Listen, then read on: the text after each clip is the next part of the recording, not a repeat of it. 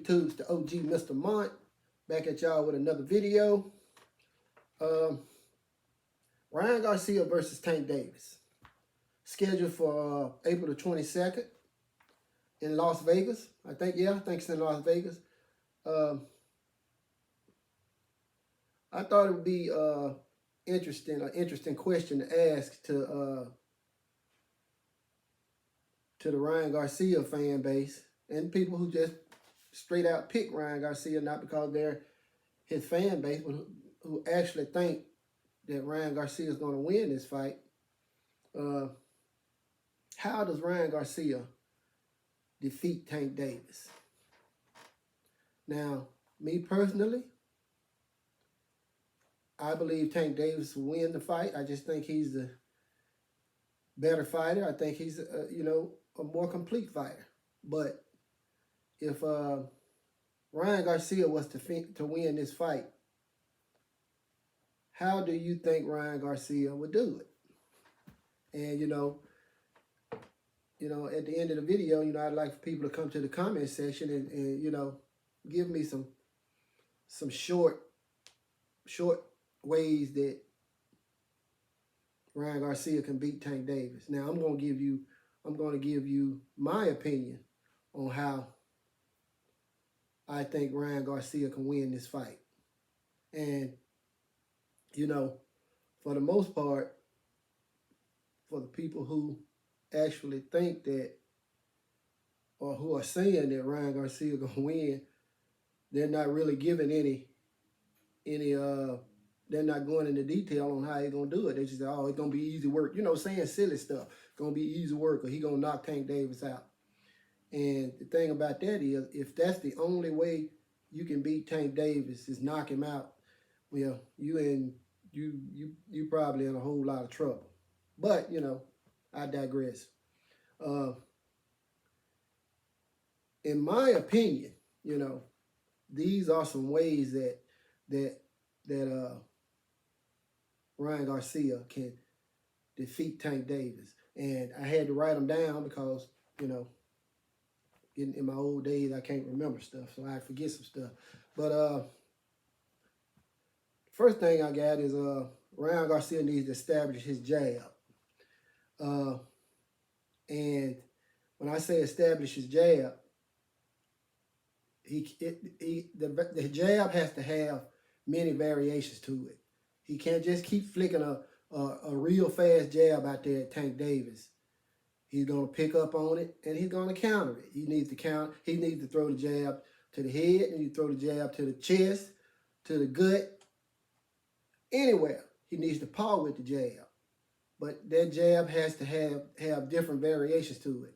He can't just flick a jab out there at Tank Davis, because even though it might have some success in the beginning, Tank Davis is gonna take that jab away from you eventually. So, establish the jab and use several different variations of the jab. That's number one.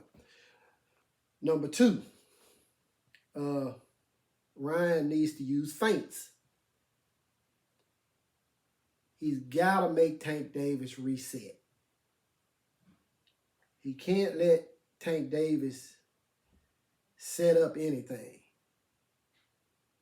He has to use feints. He has to make Tank guess or try to figure out when he's going to throw his shots. Can't be predictable against Tank Davis. It's going to end up bad for you. That was number two. Number three, and this kind of goes back to that, being predictable. Don't form any habits when you're fighting Tank Davis. He's going to pick up on it. I'm talking about real quick. If you keep doing the same thing over and over against Tank Davis, whose ring IQ is off the chart, he's going to pick up on it, and he's probably going to knock you out. And it's just that simple. So don't form any habits against Tank Davis. You got to mix it up. You got to do different things. You can't Tank Davis can't know that you gonna throw that left hook all the time. They gonna be looking for that left hook. You can't get in no pattern of throwing a left hook and then a lead and keep doing that over and over again, because Tank Davis is gonna pick up on it and he gonna shut you down. It's just that simple, you know. So don't form any habits. That's number 3. Number 4, very important. When you throwing your punches,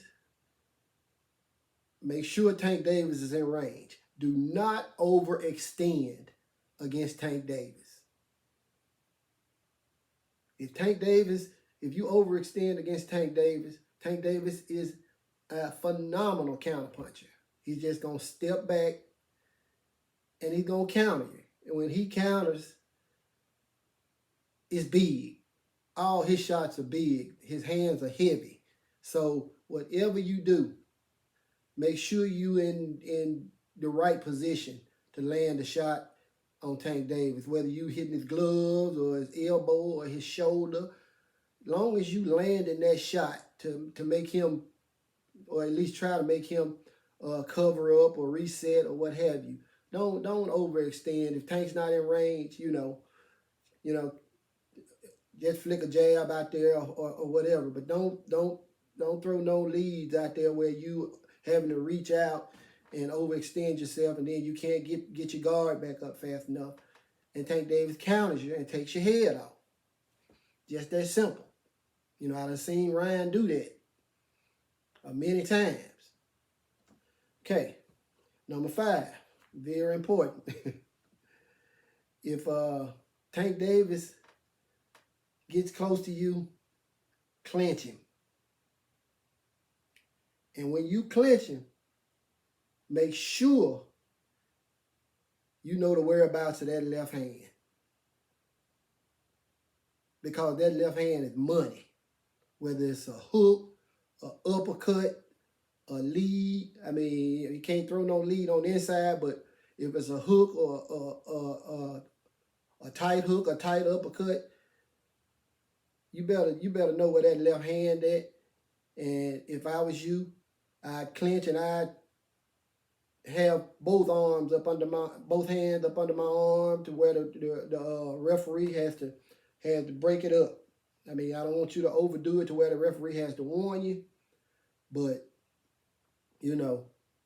make the referee have to come in there so y'all both will have to reset and start again. Don't let Tank get on the inside of you and he'll unload on you. We've all seen him do it, and it's vicious. So that's very important. Clinch, and clinch. Don't make the fight ugly with the clinch. Just do it when it's necessary. All right. Number 6. All right, Ryan. This is very important. You got to keep that right hand up, because you talk about your left hook. Tank Davis got a left hook too. And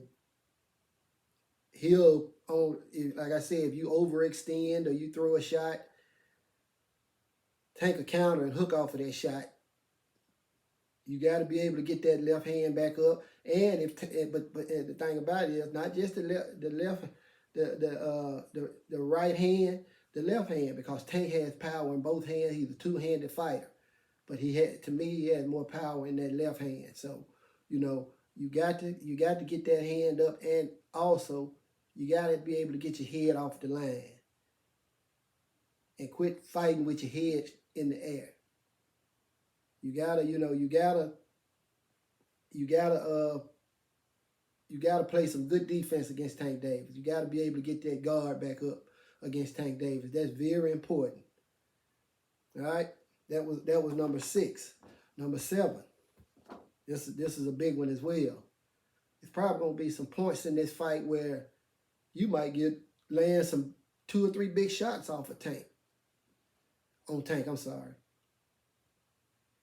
If Tank is not visibly hurt, Do not go crazy and go after him. I've never seen Tank Davis hurt. I know you got power, but again, I've never seen Tank Davis hurt. So if he's not visibly hurt, just because you land a couple of good shots on him, keep your composure, use your ring IQ, and real quick figure out what to do next. But if he's not visibly hurt, you better be real careful and do not pursue Tank Davis too hard just because he retreats a little. Because Tank is so explosive and his reflexes are so good. Last thing you need to do is start throwing a bunch of punches and your guard is not up. And Tank explodes with a hook or an uppercut or something. So keep that in mind. You got to maintain control against Tank Davis. You can't lose control. That's very important. Okay. Let's see. What's the last one? And this is just a side note. And this is probably the last thing, Ryan. You got to be smart. Because Tank's ring IQ, like I said, man, it's top notch. People get caught up in Tank's power. And in my opinion, it does him a disservice because when Tank get those knockouts, he sets those knockouts up. So people tend to forget what he does to get those knockouts. It's kind of like Deontay Wilder. You know, a lot of people don't realize that Deontay Wilder was setting up all those knockouts that he had. And Tank Davis is the same way. He has a phenomenal ring IQ and all that stuff that he does. It's a setup. And that's what I always say about Tank Davis. Tank Davis is setting traps, you know. So, Ryan Garcia, you got to be smart. You got to be able to keep your composure. You got to fight a measured fight against Tank Davis. You know, I've seen a couple of your amateur fights. And in those fights, you use lateral movement, and you know your feet were pretty good. But you know, since you've been in the pros, Ryan, you haven't really used any lateral movement. You just come straight forward with your jab. You got a good jab, and you throw your hooks. But you know that's one of the things that you know when people say that Ryan Garcia is a good fighter, and they always talk about all the stuff that he can do. But, you know, I like to point at the stuff that he can't do. And one of the things that he can't do is he can't fight going backwards. His feet are terrible, in my opinion. And like I said, I saw him fight going backwards in the amateurs. I seen him use lateral movement in the amateurs. So, but now, I guess since he's gotten bigger and, you know, has put on weight, he can't really do it. Or either he just started concentrating on all the speed and stuff. But, you know, you're going to have to, I don't know how you're going to fix that issue because Tank Davis has phenomenal footwork. So, you know, that's why I said you just got to fight a measured fight, be confident, and, you know, hopefully you got a good game plan. But, you know, that was just some of the ways that I think that, you know, Ryan Garcia could have some success against Tank. You know, I don't know. That's just my opinion. But, you know, I'd like to get some feedback from some of you guys in the comment section. You know, be respectful. You know, if you don't like what I'm saying, that's fine. You know, if you have other ideas, you know, that's fine. Just you know, just let me know what you guys think. But, you know, that's all I got. It's the OG Mr. Mont. Salute to the mighty LDBC. And I'm